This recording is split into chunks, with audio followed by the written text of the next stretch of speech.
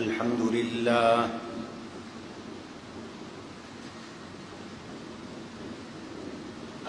لله وحده والصلاة والسلام على من لا نبي بعده وعلى آله وأصحابه الذين أوفوا عهده. أما بعد فأعوذ بالله من الشيطان الرجيم. بسم الله الرحمن الرحيم. ليشهدوا منافع لهم ويذكروا اسم الله في أيام معدودات على ما رزقهم من بهيمة الأنعام. وقال تبارك وتعالى في موضع آخر: والفجر وليال عشر والشفع والوتر والليل إذا يسر هل في ذلك قسم لذي حجر. وقال رسول الله صلى الله عليه وسلم: ما من أيام العمل الصالح فيهن أحب إلى الله من هذه الأيام العشر. فقالوا يا رسول الله ولا الجهاد في سبيل الله؟ قال: ولا الجهاد في سبيل الله إلا رجل خرج بنفسه وماله فلم يرجع من ذلك بشيء. وقال رسول الله صلى الله عليه وسلم: ما من أيام أعظم عند الله ولا أحب إليه من العمل فيهن من هذه العشر، فأكثروا فيهن من التهليل والتكبير والتحميد. وقال رسول الله صلى الله عليه وسلم: إذا دخل شهر ذي الحجة وأراد أن يضحي فلا يأخذ من شعره ولا من أظفاره، أو كما قال رسول الله صلى الله عليه وسلم. وقال رسول الله صلى الله عليه وسلم: أعظم الأيام عند الله يوم النحر ثم يوم القر. صدق الله وصدق رسوله النبي الكريم. اللهم صل على محمد وعلى آل محمد كما صليت على إبراهيم وعلى آل إبراهيم إنك حميد مجيد. اللهم بارك على محمد وعلى آل محمد كما باركت على إبراهيم وعلى آل إبراهيم إنك حميد مجيد. أستغفر الله ربي من كل ذنب وأتوب إليه. أستغفر الله ربي من كل ذنب وأتوب إليه. أستغفر الله الذي لا إله إلا هو الحي القيوم وأتوب إليه. گرامی قدر سامعین محترم، عزیزان گرامی، آج 29 ذوالقعدہ 1445 ہجری یوم الجمعہ ہے۔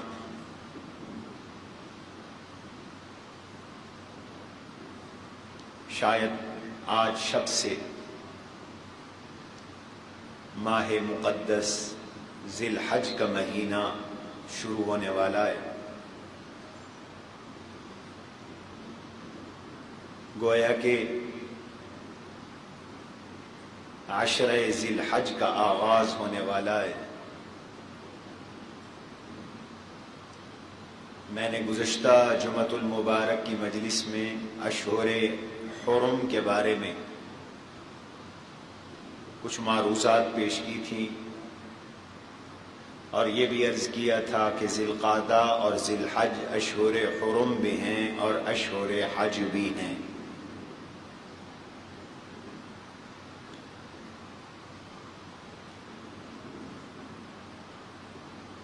محرم بھی اشہر حرم میں ہے، رجب بھی اشہر حرم میں ہے، لیکن ذی الحج کے جو پہلے 10 دن ہیں جنہیں عشرہ ذی الحج کہا جاتا ہے، ذی الحج کا عشرہ یعنی ذی الحج کے پہلے 10 دن،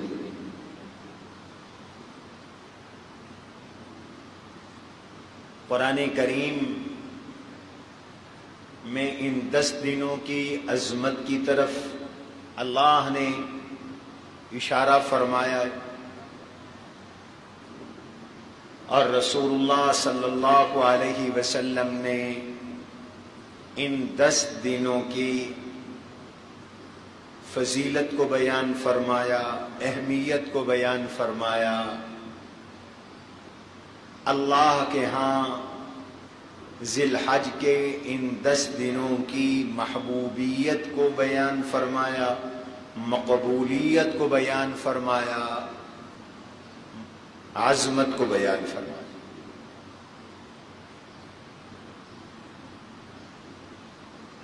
اس عشرہ ذی الحج کے پہلے 10 دن کہ اتنے فضائل ہیں کہ اہل اسلام کے اہل علم نے یہ فرمایا افضل ایام الدنیا العشر، دنیا کے دنوں میں سب سے افضل دن ذی الحج کے پہلے 10 دن ہیں۔ اس قدر ان کی اہمیت ہے۔ اس کی وجہ کیا ہے میں وجہ بھی عرض کروں گا، پہلے میں ان کی عظمت بتا رہا ہوں۔ جناب رسول اللہ صلی اللہ تعالی علیہ وسلم نے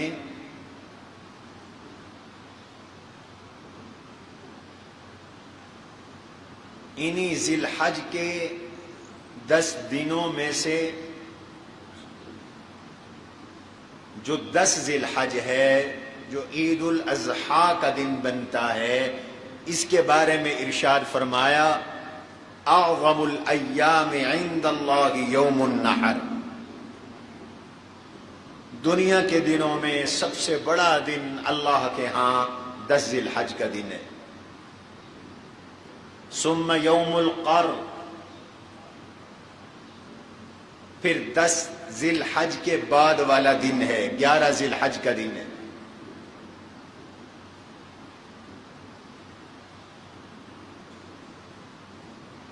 اہل علم نے یہاں تک فرما دیا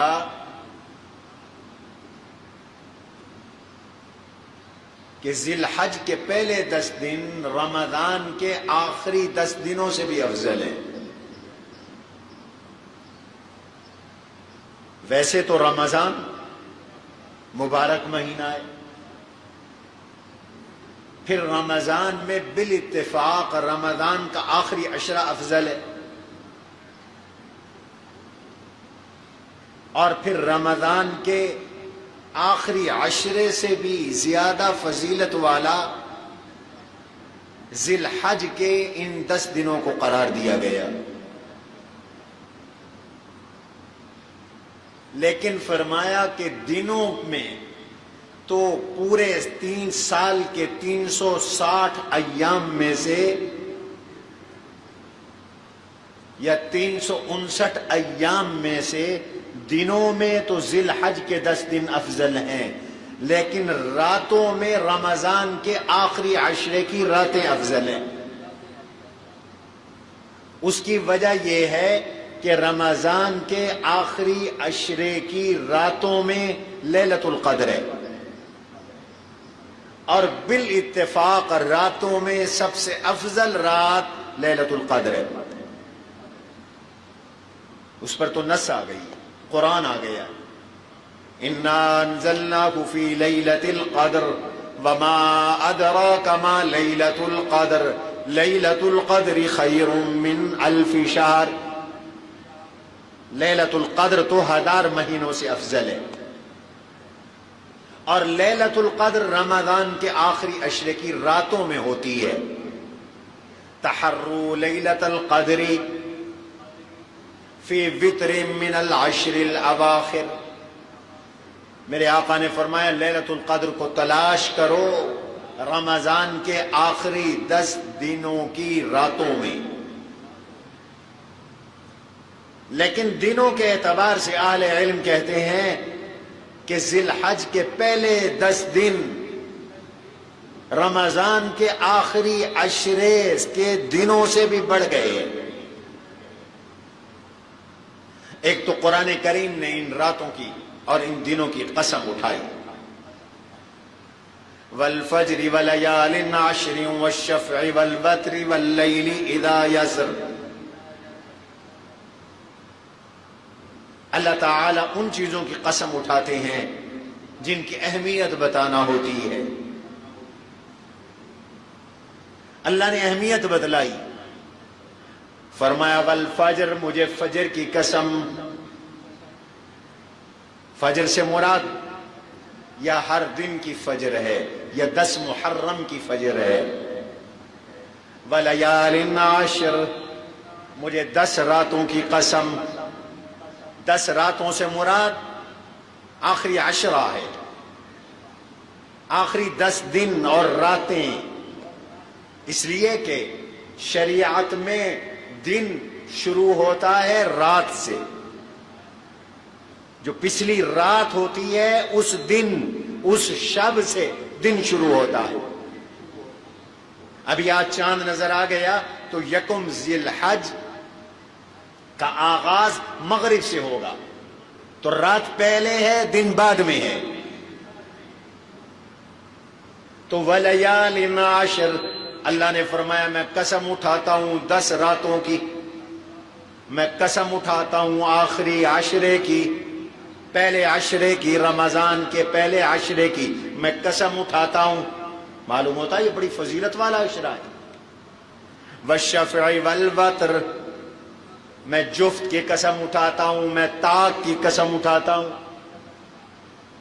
والشفع، میں ان نمازوں کی قسم اٹھاتا ہوں جو جفت رکعتوں والی ہیں، میں ان نمازوں کی قسم اٹھاتا ہوں جو طاق رکعتوں والی ہیں۔ مغرب کی نماز طاق رکعتیں 3 ہیں، وتر 3 ہیں، فجر، ظہر، عصر، عشاء یہ جفت ہیں۔ اشارہ ہو گیا آخری عشرے کی فضیلت کی طرف۔ اور سورہ حج آیت نمبر 28 اللہ نے اشارہ فرمایا اس آخری عشرے میں اللہ کا ذکر کیا کرو، اللہ کو یاد کیا کرو۔ لِيَشْهَدُوا مَنَافِعَ لَهُمْ، حج کے موقع پر اللہ نے تمہارے لیے بڑے نفع رکھے ہیں، حج کے اندر نفع رکھے ہیں۔ اخروی نفع یہ ہے کہ اللہ تمہیں گناہوں سے حج کے ذریعے پاک کر دیتے ہیں، اور اللہ نے دنیاوی نفع رکھے ہیں کہ تم قربانیاں کرتے ہو، اونٹ نحر کرتے ہو، گائے بھینس بکریاں ذبح کرتے ہو، تمہیں اللہ رزق دیتے ہیں۔ علی ما رزقہم من بہیمۃ الانعام، اللہ تمہیں رزق عطا فرمایا کرتے ہیں، تم گوشت کھاتے ہو، تجارت کرتے ہو،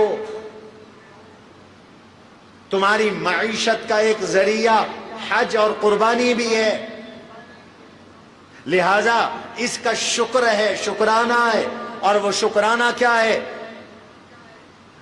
وَيَذْكُرُ اسْمَ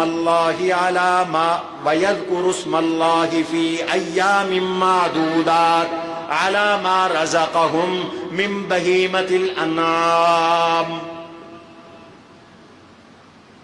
اللہ کا ان خاص دنوں میں ذکر کیا کرو۔ کون سے خاص دن؟ ابن عباس فرماتے ہیں یہی ذی الحج کے 10 دن یہ خاص دن ہے، ان میں اعمال کیا کرو، ان میں سبحان اللہ کہا کرو، الحمدللہ کثرت سے پڑھا کرو، اللہ اکبر پڑھا کرو، لا الہ الا اللہ پڑھا کرو، ان 10 دنوں میں کثرت سے ذکر کرو۔ وَيَذْكُرُ اسْمَ اللَّهِ فِي أَيَّامٍ مَّعْدُودَاتٍ، یہ خاص دن ہیں، فضیلت والے دن ہیں، افضل ایام دنیا ہیں، کائنات کے دنوں میں سب سے بہترین دن ہیں، لہذا ان میں اللہ کا ذکر ادا کیا کرو، ذکر کیا کرو، اور یہ ذکر بھی شکر کے انداز میں کیا کرو کہ اللہ کی تمہیں نعمتیں روحانی بھی ان دنوں میں ملتی ہیں، مادی اور جسمانی بھی ملتی ہیں۔ عَلَى مَا رَزَقَهُم مِّن بَهِيمَةِ الْأَنْعَامِ، اللہ نے تمہیں جانوروں کا رزق عطا کیا، اور ہمارا یہ علاقہ تو جانوروں کا علاقہ ہے۔ ان دنوں میں ابھی قربانی ہوگی، لاکھوں جانور ذبح ہوں گے، اللہ کی مہمانی ہوگی۔ لا تصوموا في هذه الأيام فإنها أيام أكل وشرب وذكر الله، عید کے ان دنوں میں روزہ بھی نہ رکھا کرو، عید کے دنوں میں پہلے رکھنا ہے، میں آگے عرض کروں گا، اس لیے کہ عید کے یہ دن ایام تشریق، کھانے پینے اللہ کے ذکر کے دن ہیں۔ اللہ نے تمہیں جانوروں سے رزق دیا، اور جانور بیچتے ہو، منافع کماتے ہو۔ دیہاتوں میں غریب سے غریب آدمی بھی 1-2 بکرے پال لیتا ہے، 1-2 کٹے پال لیتا ہے، 1-2 بچڑے پال لیتا ہے، اور انہیں رزق مل جاتا ہے، روزیاں مل جاتی ہیں۔ اور بعض لوگوں کے تو وسیع پیمانے پر بزنس ہے، کاروبار ہے، فرمایا اللہ تمہیں ان دنوں میں رزق بھی دے رہی ہیں، اس کا بھی شکر بنتا ہے کہ ان 10 دنوں میں کثرت سے اللہ کا ذکر کیا کرو۔ تو قرآن میں ذکر آ گیا، اور ایک حدیث عبداللہ ابن عباس رضی اللہ عنہما کی بخاری اور ترمذی میں ہے، ایک حدیث عبداللہ ابن عمر رضی اللہ عنہما کی مسند امام احمد میں ہے۔ ابن عباس رضی اللہ عنہما ذی الحج کے ان 10 دنوں کے بارے میں فرماتے ہیں، ما من ایام العمل الصالح فیہن احب الی اللہ، اللہ کو ان 10 دنوں میں جتنی نیکیاں پسند ہیں، پورے سال اتنی نیکیاں اللہ کو محبوب نہیں جتنی ان 10 دنوں میں محبوب ہے۔ ما من ایام العمل الصالح فیہن احب الی اللہ من هذه الایام العشر، اس لیے اس عشرے میں کثرت سے نیکیاں کرو، اللہ کو ان دنوں میں نیکیاں بہت پیاری ہیں، سب اعمال سے اللہ کو ان 10 دنوں کے اعمال زیادہ پیارے ہیں، حتیٰ کہ ایک صحابی نے سوال کر دیا، فقالوا یا رسول اللہ ولا الجہاد فی سبیل اللہ، ایک آدمی ان 10 دنوں سے آگے پیچھے جہاد کرتا ہے تو ان دنوں کی نمازوں کا ثواب، روزوں کا ثواب، ذکر اللہ کا ثواب، تلاوت قرآن کا ثواب، صدقے کا ثواب، توبہ کا ثواب، استغفار کا ثواب، ان دنوں کے اندر صلہ رحمی کا ثواب، والدین کی فرما برداری کا ثواب، ان دنوں کے اندر نیک اعمال کا ثواب جہاد سے بھی افضل ہے۔ تو میرے نبی نے فرمایا ہاں یہ دن اللہ کے چنے ہوئے ہیں، پسندیدہ ہیں، مختار ہیں، محبوب ہیں، افضل ہیں، ان دنوں میں چھوٹے سے عمل کا ثواب بھی بڑھ جاتا ہے، جہاد سے بھی بڑھ جاتا ہے۔ ہاں وہ مجاہد جس نے اس طرح جہاد کیا کہ الا رجل خرج بنفسه وماله فلم يرجع من ذلك بشيء، ایک وہ مجاہد ہے جو جان اور مال لے کر جہاد کے لیے گیا، جان بھی اس کی چلی گئی، شہید ہو گیا، مال بھی اس کا اللہ کے راستے میں قبول ہو گیا، فرمایا اس کا درجہ ثواب تو زیادہ ہے، اس عمل کا اجر تو زیادہ ہے، ورنہ اس سے نیچے کا جو جہاد ہے اس جہاد سے بھی ذی الحج کے ان 10 دنوں کے اعمال کا ثواب زیادہ ہے۔ اتنی بڑی فضیلت۔ اور عبداللہ ابن عمر رضی اللہ عنہما کی روایت مسند احمد میں موجود ہے، ما من ایام اعظم عند اللہ ولا احب الی، پورے سال میں سب سے بڑے دن، یہ سب سے بڑے دن ہے اللہ کے ہاں، پورے سال میں سب سے پیارے دن، سب سے بڑے دن بھی یہ 10 دن، عید بھی بڑی عید کہلاتی ہے۔ بڑی عید کیوں کہتے ہیں اس کو؟ کہ دن بڑا ہے۔ ان 10 دنوں میں پھر سب سے افضل دن عید کا دن ہے، یوم النحر کا دن ہے۔ حضور نے صاف فرما دیا، اعظم الایام عند اللہ یوم النحر ثم یوم القر، بڑا دن عید الاضحیٰ کا دن ہے، یہ سب سے بڑا دن ہے۔ اور یہ 10 دن پورے میرے آقا فرما رہے ہیں، اعظم عند اللہ ولا احب الیہ، سب سے بڑے دن، اللہ کو سب سے پیارے دن۔ کس لحاظ سے پیارے ہیں؟ من العمل فیہن من ہذہ العشر، عمل کے لحاظ سے سب سے پیارے دن ہیں، اعمال کرو، خاص طور پر اللہ کا ذکر کرو، فاکثروا فیہن من التہلیل والتکبیر والتحمید، فاکثروا فیہن، ان 10 دنوں میں بطور خاص بہت زیادہ پڑھا کرو لا الہ الا اللہ، بہت زیادہ پڑھا کرو اللہ اکبر، بہت زیادہ پڑھا کرو الحمدللہ۔ یہ حضور کا ارشاد ہو۔ روزے رکھو ان دنوں میں، اربع لم یکن یدعہن النبی صلی اللہ علیہ وسلم، بابو 4 روزے حضور کبھی نہیں چھوڑتے تھے، نفلی روزوں میں 4 روزے آپ کبھی نہیں چھوڑتے تھے، ہمیشہ آپ یہ نفلی 4 قسم کے روزے رکھا کرتے تھے۔ ابو داود کی روایت ہے، اربع لم یکن یدعہن النبی صلی اللہ علیہ وسلم، صیام عاشوراء، 10 محرم کا روزہ حضور رکھتے تھے، کبھی نہیں چھوڑتے تھے، بلکہ حکم دیا یہودی 10 کا رکھتے ہیں، تم 9 کا بھی رکھو، 10 کا بھی رکھو۔ والعاشر، 10 ذی الحج میں سے پہلے 9 دن کے روزے حضور نہیں چھوڑا کرتے تھے، پہلے 9 دن روزے رکھو۔ اور خاص طور پر 9 ذی الحج کا روزہ، اللہ کے نبی علیہ الصلوۃ والسلام سے پوچھا گیا، سائیں یہ عرفہ کا روزہ، 9 ذی الحج کو یوم العرفہ کہتے ہیں، یاد رکھو، طالب علم بھی موجود ہیں۔ 8 ذی الحجہ یوم الترویہ ہے، 9 ذی الحج یوم العرفہ ہے، 10 ذی الحج یوم النحر ہے، 11 ذی الحج یوم القر ہے۔ یہ شریعت کی اصطلاحات ہے، انہیں یاد رکھنا چاہیے۔ یوم العرفہ کا روزہ میرے نبی نے فرمایا، احتسب علی اللہ ان یکفر سیئات سنۃ قبلها وسنۃ بعدها، مجھے اللہ سے امید ہے جو 9 ذی الحج کا روزہ رکھے گا، اللہ 1 سال پہلے کے گناہ معاف کر دیں گے، 1 سال بعد کے صغیرہ گناہ معاف کر دیں گے۔ حضور نے یہ روزے نہیں چھوڑے۔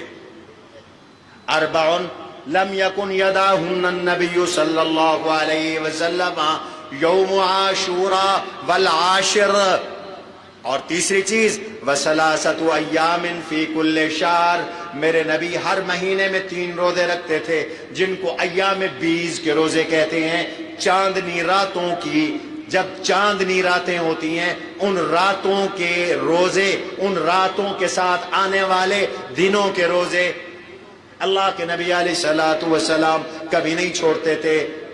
ایام 20 13, 14, 15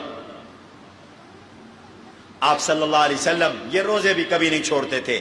اور چوتھا فرمایا والرکعتین قبل الغدات. چوتھی چیز جس کو حضور نے کبھی نہیں چھوڑا، فجر سے پہلے کی 2 رکعتیں، فجر سے پہلے کی 2 سنتیں میرے نبی نے کبھی نہیں چھوڑی. یہ سب سنتوں میں اوقد سنتیں ہیں، فجر کی سنتیں. حضور علیہ السلام نے فرمایا یہ فجر کی 2 سنتیں کبھی نہ چھوڑو اگرچہ تمہیں گھوڑے روند ڈالیں. میرے نبی نے فرمایا رکعت الفجر خیر من الدنیا وما فیہا. فجر کی یہ 2 سنتیں دنیا اور دنیا میں پائی جانے والی پوری مال اور اسباب سے بڑھ کر ہے، افضل ہے. تو حضور ان دنوں میں روزے بھی رکھا کرتے تھے. ذکر کا بھی حکم ہے. کیوں؟ یہ عشرہ سب سے افضل کیوں ہے؟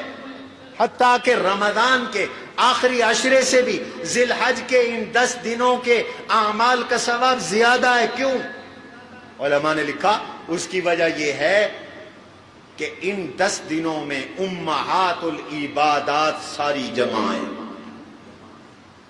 ساری عبادتیں جو بڑی بڑی عبادتیں ہیں امہات العبادات ہیں، وہ اس عشرے میں ادا کی جاتی.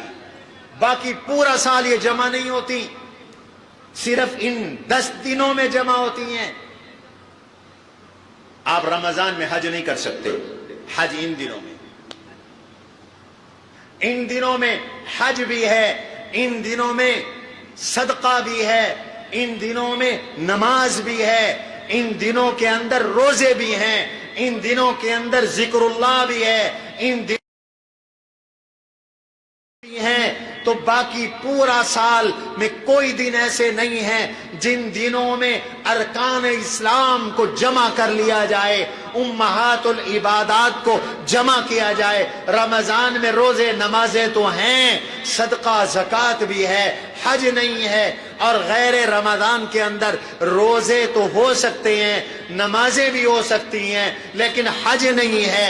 بھائی ساری عبادتیں جمع ہو گئی ان عشرہ ذی الحج میں. ذی الحج کے ان 10 دنوں میں نمازیں بھی ادا کرتے ہو، روزے بھی رکھنے کی ترغیب دی گئی، صدقے کی بھی ترغیب دی گئی، حج کا بھی حکم ہے. پھر ان دنوں میں قربانی بھی کرتے ہو، قربانی کے بھی مخصوص دن ہے. آگے پیچھے قربانی نہیں ہوا کرتی. تو چونکہ ان دنوں میں ہر طرح کی عبادت اللہ کے نیک بندے کر رہے ہیں، روزے دار روزے رکھ رہے ہیں، حاجی حج کر رہے ہیں، ذاکر ذکر کر رہے ہیں، شاغل دینی شغل کے اندر ہیں، اور تہجد گزار نماز تہجد ادا کر رہے ہیں، اور قرآن کی تلاوت ہو رہی ہے، اللہ کے لیے نیک اعمال کیے جا رہے ہیں، صدقے کیے جا رہے ہیں. تو فرمایا اعمال کی وجہ سے مظروف کی وجہ سے ظرف بھی قیمتی بن گیا. کبھی چیز قیمتی ہوتی ہے، اس کی وجہ سے اس کی شیشی اور برتن بھی قیمتی بن جاتا تھا. ایک شیشی کے اندر آپ روح کیوڑا رکھ لیں، ایک شیشی کے اندر آپ کستوری رکھ لیں تو کستوری قیمتی خوشبو ہے، عود قیمتی خوشبو ہے. اس خوشبو کی وجہ سے شیشی بھی قیمتی بن جاتی ہے. چونکہ ان دنوں میں اعمال قیمتی ہیں تو یہ دن بھی قیمتی بن گئے، بہترین دن بن گئے، سال کے افضل ترین دن بن گئے. آج افسوس ہے کہ مسلمانوں کو ان دنوں کی عظمت کا احساس نہیں، پرواہ نہیں. ہم نے توجہ چھوڑ دی. ہمارے عام دن اور ذی الحج کے دنوں میں فرق ختم ہو گیا. اہل علم کہتے ہیں ان دنوں میں چند کام کرو. یہ جو آج شام سے عشرہ شروع ہو رہا ہے، ان دنوں میں چند کام کرو. سب سے پہلا کام تو یہ ہے، مستحب عمل ہے. اللہ کے نبی علیہ السلام نے فرمایا اذا دخل شهر ذی الحج واراد ان يضحي فلا ياخذ من شعره ولا من اظفاره. جب ذی الحج کا مہینہ داخل ہو جائے، آپ کا قربانی کا ارادہ ہو، مرد ہیں یا عورتیں ہیں، قربانی کا ارادہ ہے، نیت قربانی کی ہوئی ہے اپنی طرف سے، تو حضور علیہ السلام نے فرمایا فلا یاخذ من شعرہ، بال نہ کاٹو، حجامت نہ کرواؤ، ولا من اظفارہ، ناخن بھی نہ کاٹو، اس لیے حجامت آج بنوا لینی چاہیے۔ اور ویسے بھی ہر جمعے حجامت کروانا اور صفائی کرنا اور غسل کرنا یہ سنت ہے، جمعے کا دن اسی لیے ہوتا ہے۔ پھر جب قربانی ہو جائے گی پھر حجامت کروا لینا، لیکن یہ ان کے لیے ہے جو قربانی کریں گے، جن پر قربانی واجب نہیں۔ قربانی کن پہ واجب ہے کن پہ واجب نہیں زندگی رہی تو اگلا جمعہ انشاءاللہ قربانی کے مسائل بیان کریں گے۔ جن پر قربانی واجب نہیں، ان کا قربانی کا ارادہ بھی نہیں، یہ ان کے لیے حکم نہیں ہے، یہ ان کے لیے جو قربانی کرنا چاہتے ہیں تاکہ ان کا تشبہ بالحجاج ہو جائے۔ ادھر حاجی حج کر رہے ہیں، اللہ ہم سب کو توفیق نصیب فرمائے۔ حجاج کرام حج کر رہے ہیں اور حجاج کو حکم ہے وہ جب احرام پہن لیتے ہیں حج کا تو پھر ان کو بال کٹوانے کی اجازت نہیں، ناخن کاٹنے کی اجازت نہیں، جب تک کہ وہ 10 ذی الحج کو قربانی نہ کر لیں۔ جب قربانی کر لیں تو پھر قرآن کا حکم ہے ثم ليقضوا تفثهم وليوفوا نذورهم وليطوفوا بالبيت العتيق۔ اب وہ ناخن کاٹیں، حجامت کریں، میل کچیل اتاریں، منتوں کو پورا کریں، حج ادا کریں، طواف زیارہ کریں، وَلْيَطَّوَّفُوا بِالْبَيْتِ الْعَتِيقِ، طواف زیارہ کریں۔ تو حاجی قربانی کے بعد حجامت کرواتا ہے تو مجھے آپ کو حکم دیا گیا کہ تم بھی حاجیوں جیسی شکل بنا لو، ان کی برکت سے اللہ، ان کی دعاؤں سے اللہ تمہیں بھی حج والی بخشش عطا فرما دیں گے، حج والے انعام عطا فرما دیں گے۔ لہذا جن کی قربانی کا ارادہ ہے وہ حجامت آج کروا لیں۔ دوسرا حکم، ذی الحج کے ان 10 دنوں میں توبہ کرو، اللہ سے گناہوں کی معافی مانگو۔ توبہ کا حکم ہے ان دنوں کے اندر، یہ بڑے دن ہیں، یہ اللہ کے محبوب دن ہیں، دنیا کے دنوں میں بڑے دن ہیں، افضل دن ہیں، پیارے دن ہیں، لہذا ان دنوں میں اللہ سے توبہ کرو، استغفار کرو، گناہوں کی معافی مانگو۔ اس کی رحمت جوش میں ہے، وہ معاف بھی کر دے گا، وہ توبہ قبول بھی کر لے گا۔ تم اس سے توبہ کرو گے وہ تمہیں معاف کر کے پورے سال کے لیے نواز دے گا۔ توبوا الی اللہ جمیعا ایھا المؤمنون لعلکم تفلحون۔ کامیابی چاہتے ہو تو توبہ کرو، ایمان والو سارے کے سارے توبہ کرو۔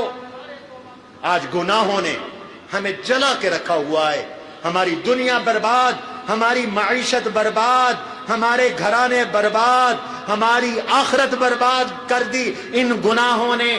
اور گناہوں کو گرانے کے لیے اور گناہوں کو جلانے کے لیے اللہ نے آپ کو بڑا نسخہ دیا ہے، اور وہ ہے توبہ کا۔ توبہ کا، یا ایھا الذین آمنوا توبوا الی اللہ توبۃ نصوحا۔ ایمان والو سچی توبہ کرو، اللہ سے پکی توبہ کرو، سچی توبہ کرو۔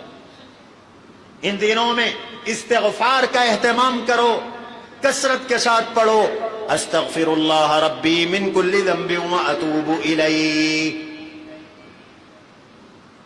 کل بنی آدم خطاء وخیر الخطائین التوابون۔ ہر انسان گناہگار ہے، لیکن گناہگاروں میں اللہ کو پیارا گناہگار وہ لگتا ہے جو توبہ کرنے والا ہو، استغفار کرنے والا ہو، اللہ سے معافی مانگنے والا ہو، اعتراف جرم کرنے والا ہو، اعتراف جرم کر کے ندامت کے آنسو بہا کر اللہ سے وعدہ کر رہا ہو آئندہ یہ گناہ نہیں کروں گا، یا اللہ پچھلے میرے گناہ معاف کر دے۔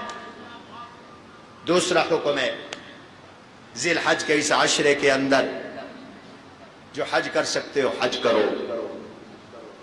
میں حج کے فضائل بتا چکا ہوں، ایمان اور جہاد کے بعد سب سے افضل عمل حضور نے حج کو قرار دیا. فرمایا جس نے حج کیا اور آداب کے ساتھ حج کیا اس کے گناہ ایسے دھل گئے جیسے آج وہ ماں کے پیٹ سے باہر آیا ہے. تیسرا حکم جو ہم سب کے لیے ہے، ان دنوں میں فرائض اور واجبات کی پابندی کرو. نوافل کا درجہ بعد میں ہے، پہلے تو جو قرض دینا ہے وہ قرض ادا کرو. فرض اللہ کا قرض ہے، واجبات اللہ کا قرض ہیں، سنن اللہ کے نبی کا قرض ہے. سنن حضور نے ہمیں دی ہیں، فرائض ہمیں اللہ نے دی ہیں. اور سب سے زیادہ اللہ کا قرب ملتا ہے فرائض کی ادائیگی میں. فرض ادا کرو، نمازوں کا اہتمام کرو،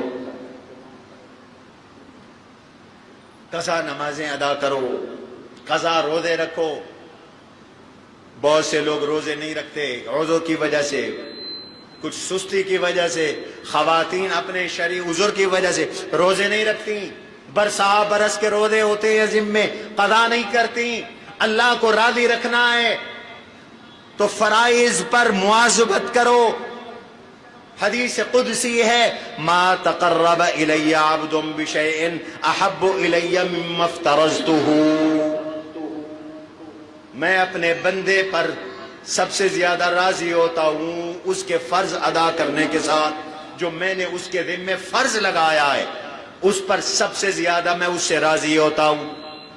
ان 10 دنوں کے اندر اہتمام کے ساتھ نماز ادا کی جائے، مسجد میں جماعت کے ساتھ تکبیر تحریمہ کے ساتھ نماز ادا کی جائے. بابو چاہتے ہو کہ فرض نہ چھوٹیں تو واجبات کی پابندی کرو. واجبات چاہتے ہو کہ نہ چھوٹیں تو پھر سنن کی پابندی کرو.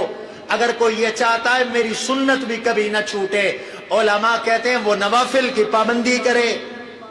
تو جو نوافل کی پابندی کرے گا ترتیب ہے اس کے فرض محفوظ رہیں گے. فرائض کی پابندی، واجبات کی پابندی ہمارے ذمے. اللہ نے جو لوگوں کے حقوق رکھے ہیں ان حقوق کی ادائیگی کرو. بہت سے لوگ نمازیں تو پڑھتے ہیں، حقوق العباد کی کوئی پرواہ نہیں، خود عیاشیوں کے ساتھ جیتے ہیں، بیوی بچوں کے خرچے کا کوئی پتہ نہیں، بھیڑیے بنے پھرتے ہیں. حقوق العباد ادا کرو. حج پہ حج کیے جا رہے ہیں، عمرے پہ عمرے کیے جا رہے ہیں، قرضہ لوگوں کا نہیں دیتے، ہڑپ کر جاتے ہیں. نہیں، فرائض کی پابندی کرو. بابا قرض ادا کرنا فرض ہے، اللہ نے اس کے بارے میں پوچھنا ہے. جن کے حقوق میرے آپ کے ذمے ہیں وہ حقوق ادا کریں. اس عشرہ ذی الحج کے اندر ہمیں حکم ہے نفلی طاعات کرو، صدقہ کرو، تلاوت قرآن کثرت سے کرو، نماز تہجد کا اہتمام کرو، ذکر اللہ کی کثرت کرو. حضرت ابو ہریرہ، حضرت عبداللہ ابن عمر رضی اللہ عنہما ذی الحج کے اس عشرے میں بازار جاتے تھے تو زور زور سے کہتے تھے اللہ اکبر، اللہ اکبر، لا الہ الا اللہ. حضور کا حکم ہے فَأَكْثِرُوا فِيهِنَّ مِنَ التَّحْلِيلِ، کثرت کے ساتھ لا الہ الا اللہ پڑھو، والتحمید والتکبیر، کثرت کے ساتھ الحمدللہ پڑھو، کثرت کے ساتھ اللہ اکبر پڑھو. مارکیٹ جاؤ، بازار جاؤ، سیر پہ جاؤ تو سبحان اللہ والحمدللہ ولا الہ الا اللہ واللہ اکبر پڑھتے ہوئے جاؤ. کبھی کبھی اونچی آواز سے بھی پڑھو، عورتیں پست آواز سے، مرد اللہ کی کبریائی کے گیت گائیں، اللہ کی عظمت کے گیت گائیں بلند آواز سے. اور پھر جب 9 ذی الحج فجر کی نماز پڑھو تو 9 ذی الحج فجر کی نماز سے لے کر 13 ذی الحج نماز عصر تک ہر مسلمان پر لازم ہو جاتا ہے، واجب ہو جاتا ہے، مرد اونچی آواز سے کہیں اللہ اکبر اللہ اکبر لا الہ الا اللہ اللہ اکبر وللہ الحمد، اللہ اکبر لا الہ الا اللہ اکبر وللہ الحمد۔ اس عشرہ ذی الحج کے اندر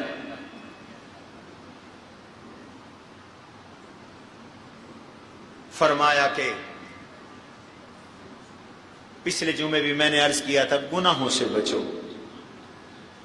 اللہ نے فرمایا گناہ کر کے ظلم نہ کرو اپنے اوپر، فلا تظلموا فیہن انفسکم، ان دنوں میں اپنے اوپر ظلم نہ کرو، گناہ کر کے ظلم نہ کرو۔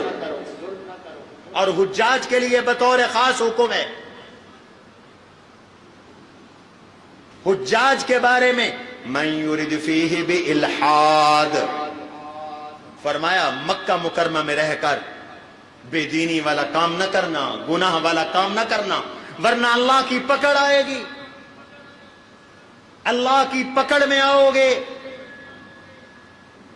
چنانچہ روایات میں آتا ہے جیسے مکہ مکرمہ میں ایک عمل کا اجر بڑھ جاتا ہے، ایسے گناہ کی پکڑ بھی بڑھ جاتی ہے۔ حج پہ جانے کا شوق تو ہوتا ہے، عمروں پہ جانے کا شوق تو ہوتا ہے، بابو بے ادبی کے ساتھ آدمی پکڑا جاتا ہے۔ دعا کرو اللہ آداب والی حاضری نصیب فرمائے۔ یہاں گناہ کا ارادہ کرو تو جب تک گناہ نہ کرو لکھا نہیں جاتا۔ میں نے ایک تفسیر میں پڑھا ہے وہاں پر مکہ میں گناہ کا ارادہ بھی کرو گے تو لکھا جائے گا، گناہ کا ارادہ بھی کرو گے تو لکھا جائے گا۔ جیسے مسجد میں گناہ کرنے کا وبال زیادہ، کعبے میں گناہ کرنے کا وبال زیادہ،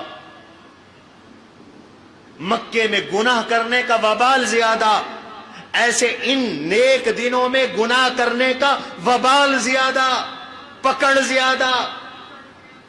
اور اللہ کی جب پکڑ آتی ہے تو کوئی بچا نہیں سکتا، بچ نہیں سکتے لوگ۔ کتنے واقعات ہیں کہ جب مقدسات کی توہین کی۔ اس علاقے میں قریب علاقے کی بات بتا رہا ہوں، مجھے تصدیق نہیں ہے، ہمارے ایک بچہ امام ہے ایک مسجد میں، اس نے مجھے بتایا استاد جی ہمارے محلے میں ایک بدبخت صحابہ کو سب بکتا تھا، آج کل بیمار ہے، اس کے منہ سے پخانہ نکل رہا۔ خدا کی پکڑ سے بچو، مقدسات کی توہین سے بندہ اللہ کی پکڑ میں آتا ہے۔ نہ انبیاء کی توہین کرو، نہ صحابہ کی توہین کرو، نہ آل بیت اطہار کی توہین کرو، نہ اللہ کے اولیاء کی توہین کرو، نہ علماء کو بک بک کرو، نہ تم مسجد حرام کے تقدس کو پامال کرو، نہ شعائر اللہ کے تقدس کو پامال کرو۔ آج مسجدوں کے اندر کے تقدس کو پامال کیا جاتا، بدبخت قرآن رکھ کر، قرآن پہ چڑھ کر پنکھا اتارتے ہیں، چوریاں کرتے ہیں، مسجد کی چوریاں کرتے ہیں، ٹوٹیاں کھول کے لے جاتے ہیں۔ کب تک بچو گے؟ 100 دن چور کے تو ایک دن بادشاہ کا ہوتا ہے، اور جب اللہ کی پکڑ میں کوئی آتا ہے تو پھر کوئی بچا نہیں سکتا۔ ان بطش ربک لشدید انہ هو یبدئ ویعید، تیرے رب کی پکڑ بڑی سخت ہے۔ دیکھو نا فرعون کو کیسے پکڑا اس نے، جب اللہ کی پکڑ میں آیا فرعون تو کوئی بچا نہیں سکا۔ دولت، اقتدار فرعون کو نہیں بچا سکا۔ قارون مالدار سرمایہ دار تھا، قارون کو دولت نہیں بچا سکی، اتنا بڑا دولت مند تھا۔ ما انا، اللہ کہتے ہیں کہ فرعون کی دولت کی چابیاں وہ اونٹوں کی ایک جماعت اٹھایا کرتے تھے۔ لَتَنُوءُ بِالْعُصْبَةِ أُولِي الْقُوَّةِ،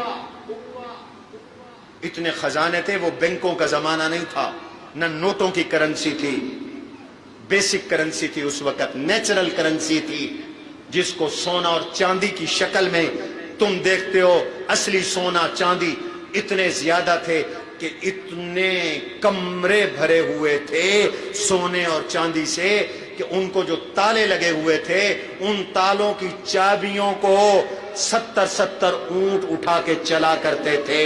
اتنا بڑے دولت مند جب اللہ کی پکڑ میں آیا تو اس کو دولت نہیں بچا سکی۔ قرآن کریم کہتا ہے وَخَسَفْنَا بِهِ وَبِدَارِهِ الْأَرْضِ، وہ خود بھی زمین میں دھنس گیا اور جو اس کے سونے اور چاندی سے بھرے ہوئے محلات کے کمرے تھے زمین پھٹی، وہ بھی زمین کے اندر چلے گئے۔ اللہ ہمیں ان دنوں کی قدردانی کی توفیق نصیب فرمائے، آمین کہو۔ اس لیے آج نیت کرو کہ اس عشرے میں گناہ کوئی نہیں ہوگا، نماز کوئی نہیں چھوٹے گی، گالی کسی کو نہیں بکو گے، جھوٹ اس عشرے میں بالکل نہیں بولنا، روزانہ کم از کم 5 تسبیحات کرنی ہیں۔ تیسرے کلمے کی ترغیب ہے تسبیح تکبیر تحلیل کی، روزانہ قرآن کریم کی تلاوت کرنی ہے۔ یاد رکھو تلاوت قرآن پاک والا ذکر باقی سب اذکار سے افضل ہے، باقی اذکار کا درجہ تلاوت قرآن کے بعد ہے۔ سب سے افضل ذکر اللہ کے قرآن کی تلاوت ہے، یہ اللہ کا ذکر ہے۔ تلاوت قرآن کا اہتمام کرو، روزانہ کرو، تھوڑا بھی کرو لیکن کرو روزانہ۔ کچھ لوگ رمضان میں جوش چڑھتا ہے، شب برات میں جوش چڑھتا ہے، تلاوت کرتے ہیں، آگے پیچھے قرآن کو دیکھتے نہیں ہیں، گھروں میں دیمک لگی ہوئی ہے۔ جس گھر میں قرآن کی تلاوت نہیں، اللہ کی قسم وہ ویران گھر ہے، وہ جنات کا بسیرا ہے، وہ بھوتوں کا بسیرا ہے، وہاں سحر ہوگا، جادو ہوگا، آسیب ہوگا۔ قرآن پڑھو گے شیطان بھاگ جائیں گے۔ مرد عورتیں گھروں میں قرآن کی تلاوت کا اہتمام کرو، چاہے 10 منٹ نکالو، 5 منٹ نکالو، مسجد میں آؤ، ذرا 10 منٹ پہلے آ کر چند صفحے قرآن کی تلاوت کرو، تلاوت قرآن کریم کرو۔ روزوں کی کوشش کرو، قضا روزے ہیں تو ان کا پہلے حق ہے۔ نماز تہجد کا اہتمام کرو اور اللہ سے قربانی کی توفیق مانگو۔ قربانی بڑی عبادت ہے، اللہ اس سے بڑے راضی ہوتے ہیں۔ اگلے جمعے انشاءاللہ زندگی رہی اور میں یہاں ہوا تو قربانی پہ عرض کروں گا۔ اللہ تعالی ہم سب کو ان نیک اعمال کی توفیق نصیب فرمائے۔ آپ کے علم میں ہے کہ آپ کے جامعہ میں اجتماعی قربانی کا نظم بھی ہے، جہاں پر 2 طرح قربانی ہوتی ہے۔ ایک تو آپ کے حصے ہوتے ہیں، آپ اپنے وقت پر اپنا قربانی کا گوشت لے جاتے ہیں، ماشاءاللہ سینکڑوں لوگوں کے حصے ہوتے ہیں یہاں۔ پچھلے سال بھی جب میں نے ان حصوں کی تعداد دیکھی تو 500 سے زیادہ حصے تھے، مجھے یاد پڑتا ہے 500 سے زیادہ لوگوں کے یہاں قربانی کے حصے تھے۔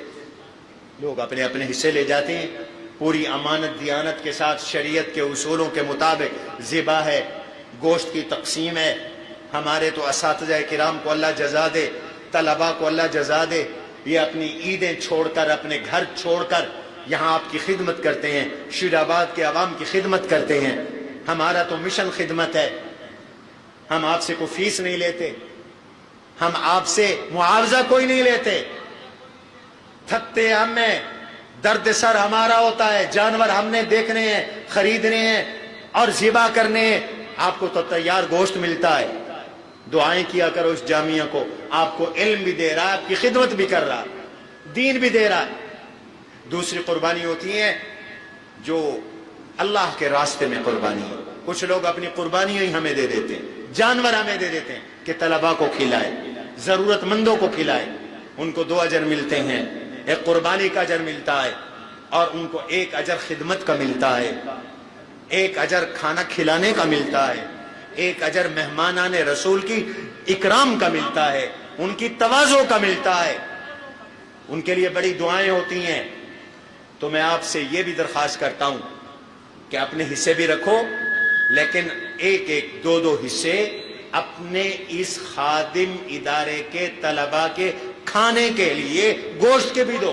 ہم گوشت سٹور کرواتے ہیں اور آپ کو پتا ہے 1100 کے قریب آدمیوں کا ایک وقت کھانا بنتا ہے، اور ہم نے ایک مینیو بنایا ہوا ہے، مہینے میں ہفتے میں کم از کم 5 مرتبہ ہم گوشت بناتے ہیں، اور 1100 آدمیوں کے کھانے میں گوشت کتنا بنے گا؟ اس کی قیمت بناؤ. مدرسے میں اتنے پیسے نہیں ہوتے, کروڑوں کے اخراجات ہے آپ کے اس جامعہ کے, کروڑوں کے. آپ کے گھر میں 4-5 آدمی ہیں, بجٹ بناتے ہو, کتنا بجٹ لگتا ہے؟ جہاں 1100 آدمی ایک وقت کھانا کھائیں, یہاں کوئی سرکاری گرانٹیں نہیں آتی, یہ کوئی فیکٹری ایریا نہیں ہے, یہ شجاع آباد ہے. آپ جتنا تعاون کرتے ہیں ہر بندے کو پتا ہے, جو جتنا تعاون کرتا ہے, جتنا کرتا ہے اللہ اس کو اور دے, جزا دے, لیکن آپ کو پتا ہے, اور اخراجات بھی آپ کے سامنے ہیں. اس لیے میری آپ سے درخواست ہے, آپ کی بہت سی قربانیاں ہوں گی, کچھ قربانیاں اپنے جامعہ کو دو, چاہے نفلی دو چاہے واجب دو. آپ حضور کی طرف سے قربانی کریں جامعہ میں. میرے نبی کی برکت سے ہمیں سب کچھ ملا, اللہ نے آپ کو وسعت دی ہے, حضور کی طرف سے قربانی کرو, خلفائے راشدین کی طرف سے قربانی کرو, آل بیت اطہار کی طرف سے قربانی کرو. حضور علیہ السلام نے حضرت علی کو وصیت کی تھی, میری طرف سے ہمیشہ قربانی کرتے رہنا. حضرت علی جب تک دنیا میں رہے 2 قربانیاں کرتے تھے, ایک اپنی طرف سے, ایک حضور کی طرف سے. تو آپ حضرات یہ قربانیاں اپنے مرکز کو دیں, اپنے جامعہ کو دیں. ادنا حصہ 22,000 روپے کا ہے, اعلیٰ حصہ وہ 26,000 روپے کا ہے. کوئی بکرا کرنا چاہے تو بکروں کے کرنے کا بھی انتظام ہے. بکرے تو ہم پہلے دن جب طلبہ خدمت کرتے ہیں ان کا کھانا بناتے ہیں, اور کئی بکرے لگتے ہیں اس کے اندر, 100 کے قریب طلبہ یہاں خدمت کرتے ہیں. اللہ ان کو جزائے خیر نصیب فرمائے. سبحان ربک رب العزت عما یصفون والسلام علی المرسلین والحمد للہ رب العالمین.